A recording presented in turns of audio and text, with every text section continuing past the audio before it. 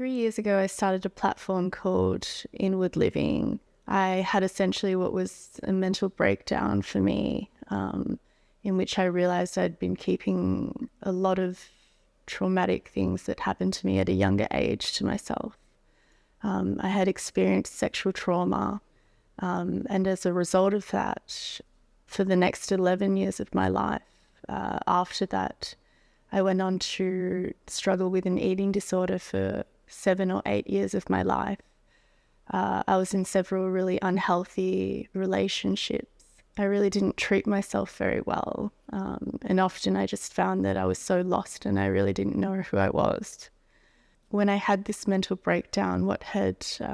happened was that I was hearing about conversations about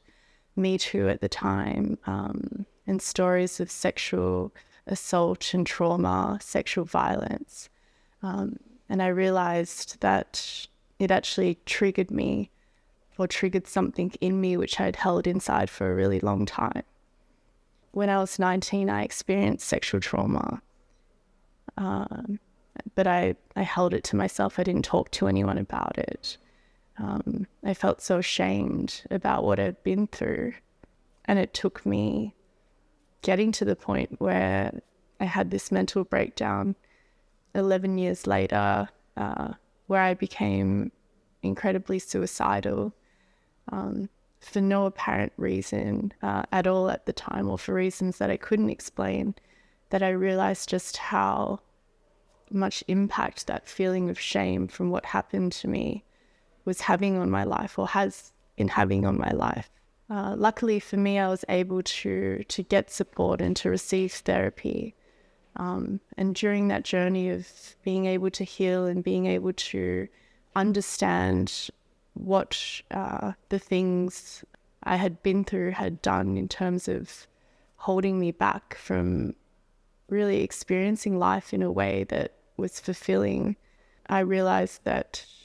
it's so important for us to feel that we're able to share. It's so important for people to be able to be vulnerable with each other, to be able to share these experiences that happen and difficulties in our everyday life, which are essentially just really human experiences, and to remind people that they are not things that we need to be ashamed of. The root of all the work I do, whether it be wellness cooking or advocating or different projects around emotional health, is really to help people understand that we are not defined by the things that we go through, that the difficult experiences you might be going through or that you may have experienced,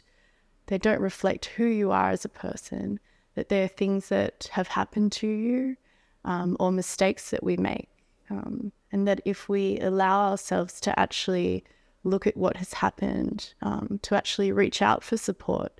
to actually find safe ways in which we can discuss and